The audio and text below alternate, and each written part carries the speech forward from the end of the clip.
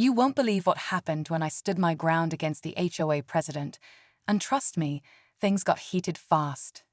So here's the setup. I own a quiet little lake cabin, kind of my escape from all the noise and drama.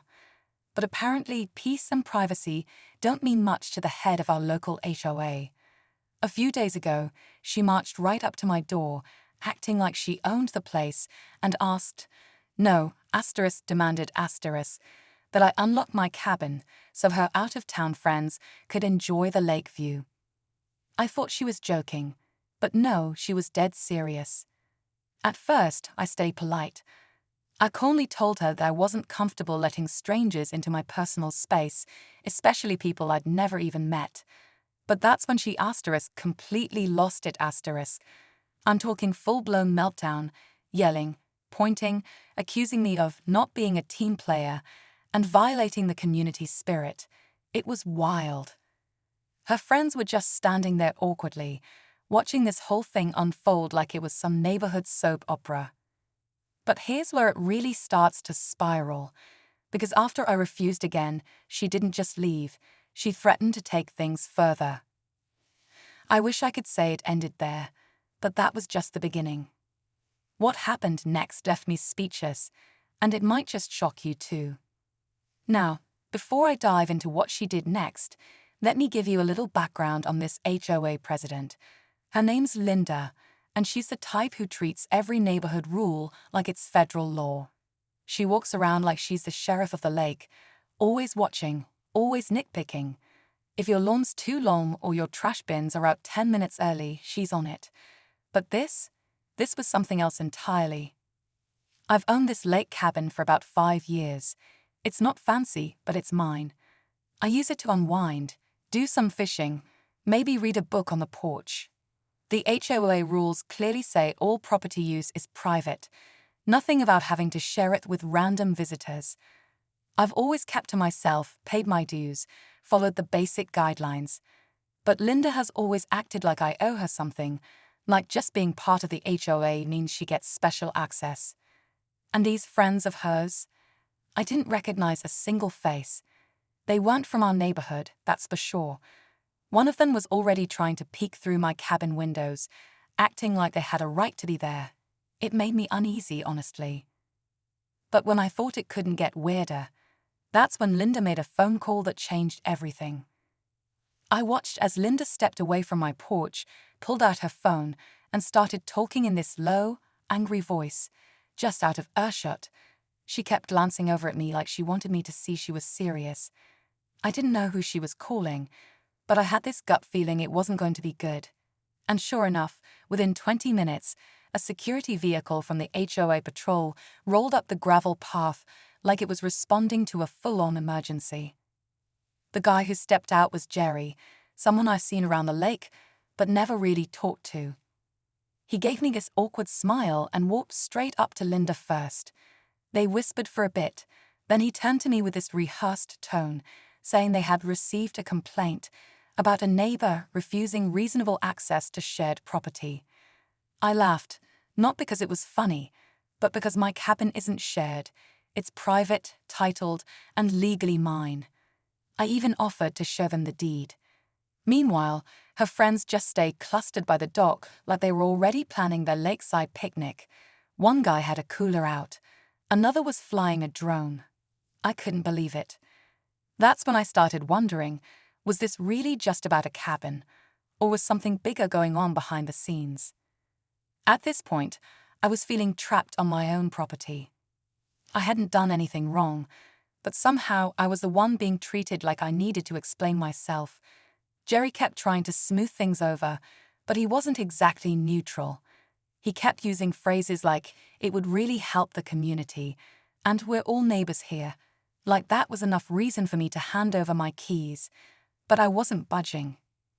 Linda, on the other hand, was getting more and more agitated.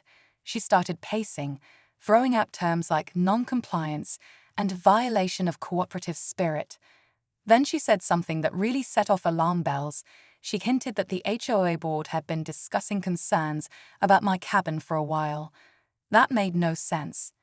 My place was up to code, taxes paid, No complaints ever filed.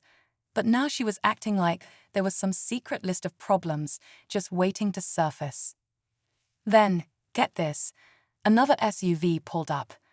This time it wasn't security. It was someone from the HOA board. I didn't even know they did in-person visits. He didn't say much, just looked around, nodded at Linda, and started taking photos of my property. The deck, the windows, even the fire pit out back. That's when I knew this wasn't about a lake view. As the board member circled my cabin, snapping photos like he was building a case file, I started getting this sinking feeling in my chest. Something wasn't right. I asked him, point blank, why he was documenting my property. He barely looked up and just said, routine compliance review. But in 5 years, no one had ever done a routine anything out here. And why now, when I just refused to let Linda's friends into my private cabin? Then came the twist I didn't see coming. One of Linda's so-called guests finally spoke up, an older guy in a polo shirt, clearly annoyed that things weren't going his way. He muttered something about wasting time and said, "Just tell him, Linda." That's when she slipped up. She turned to me and said, "Look, this cabin should have been made available months ago. We've already included it in the proposal." Proposal. That's when it clicked. I asked her what proposal she was talking about. She hesitated for a second, then tried to play it off.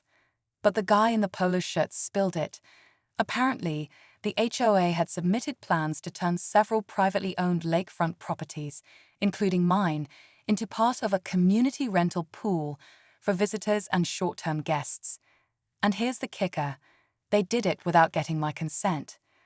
That's when it stopped being about boundaries and became a fight for ownership. My heart was racing. I stood there trying to process what I just heard. They had planned to include my private lake cabin in some rental scheme without even telling me. I wasn't just dealing with pushy neighbors anymore. This was a full-on takeover attempt. I told Linda and the board member right then and there that if they didn't leave my property immediately, I'd be calling a real officer, not just HOA patrol, and I wasn't bluffing. That's when the board member's tone shifted.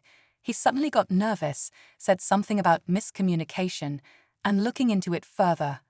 But Linda wasn't done. She started raising her voice again, insisting I was being unreasonable and that my refusal was hurting the community. I told her no. What was hurting the community was sneaky, backdoor plans that ignore property rights. I had every document to prove the cabin was mine, untouched by any so-called proposal. Then came the twist. As they backed off and started packing up, the guy in the polo shirt pulled me aside. He looked frustrated, like this whole thing had gone off script. He said, "You weren't supposed to be here this weekend. Linda told us the place would be empty." That stopped me cold. Empty. Turns out, they hadn't just hoped I'd say yes. They were counting on me not being there at all. That final comment hit me harder than anything else. They weren't just being entitled. They were planning to use my cabin behind my back. If I hadn't made a last-minute trip to the lake that weekend, who knows what I would have come back to.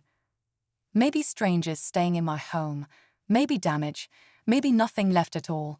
I took that as my cue to get everything in writing. First thing Monday, I contacted a property attorney and filed a formal complaint with the HOA board, along with a cease and desist letter. Turns out, not only was the rental pool proposal never legally approved, but several board members hadn't even heard of it. Linda. She stepped down a week later. No public statement, no apology, just quietly removed from the HOA website. I heard through a neighbor that she was facing pressure from multiple homeowners for similar behavior. As for my cabin, I've added cameras, reinforced the locks, and made sure the property records are crystal clear. So yeah, I stood my ground, and it paid off. The biggest takeaway. Just because someone acts like they're in charge doesn't mean they are. And when it comes to your home, always trust your gut. You never know what's really going on behind the scenes. Turns out, they hadn't just hoped I'd say yes. They were counting on me not being there at all. That final comment hit me harder than anything else. They weren't just being entitled. They were planning to use my cabin behind my back. If I hadn't made a last-minute trip to the lake that weekend, who knows what I would have come back to. Maybe strangers staying in my home, maybe. Linda. She stepped down a week later. No public statement, no apology, just quietly removed from the HOA website. I heard through a neighbor that she was facing pressure from multiple homeowners for similar behavior. As for my cabin, I've added cameras, reinforced the locks, and made sure the property records are crystal clear. So yeah, I stood my ground, and it paid off. The biggest takeaway: just because someone acts like they're in charge doesn't mean they are. And when it comes to your home, always trust your gut. You never know what's really going on behind the scenes.